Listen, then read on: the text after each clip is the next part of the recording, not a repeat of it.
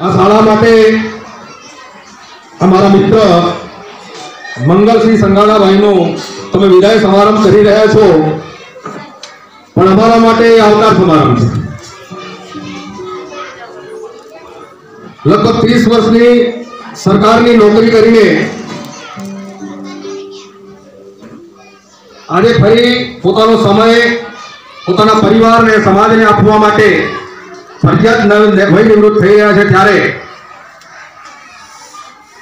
હું ખાસ તો અમારા આદિવાસી સમાજ વતી અમારા સમાજની અંદર એમને આવકારું છું અને અપેક્ષા રાખું છું કે આવનાર સમયની અંદર જેવી રીતે શાળાની અંદર પ્રવૃત્તિમાં રહ્યા, શાળાના વિકાસની અંદર પોતાનો પૂરો ફાળો આપ્યો, એ રીતે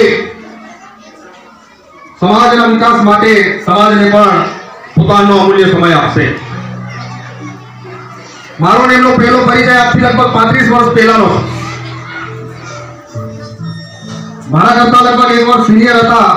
હું નોકરી લાગ્યો એના 1 વર્ષ પહેલા એ અમારા સુરસરની બાજુમાં બોરીના ગામની અંદર શિક્ષક તરીકે આવેલા, અને મારા મિત્ર ભરતભાઈ પરમાર જે આજે દુનિયામાં નથી, પણ એમની સાથે જ્યારે મારા ઘરે આવેલા ત્યારે મારી પહેલી મુલાકાત થયેલી, અને ત્યારથી મળીને આજ સુધી એમની સાથેના સંબંધ અમારા ચાલુ રહ્યા, વધારે ગાઢ બન્યા, અને આજે જ્યારે પોતાની આ 30 વર્ષ ઉપરાંતની શિક્ષક તરીકેની કારકિર્દીમાંથી ફરજિયાત વય નિવૃત્ત થઈ રહ્યા છે, ત્યારે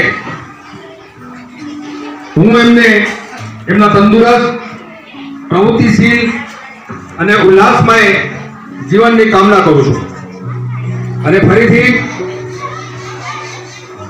એમને હું સમાજ વતી અમારા સમાજમાં આવકારું છું।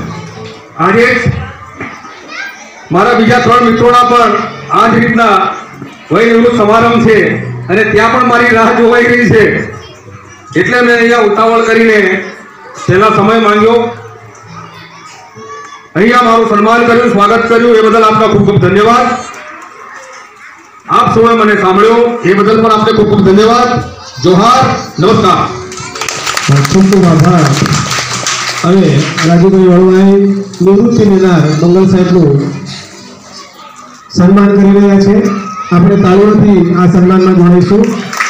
ત્યારબાદ મંગલ સાહેબને શાળા વતી જે સન્માન પત્ર આપણે જે અર્પણ કરવાનું છે, તે સન્માન પત્રના વાંચન માટે શાળાના શિક્ષિકાબેન રાજપ્રિયાબેનને વિનંતી કે સન્માન પત્રના વાંચન માટે તૈયાર રહેશે।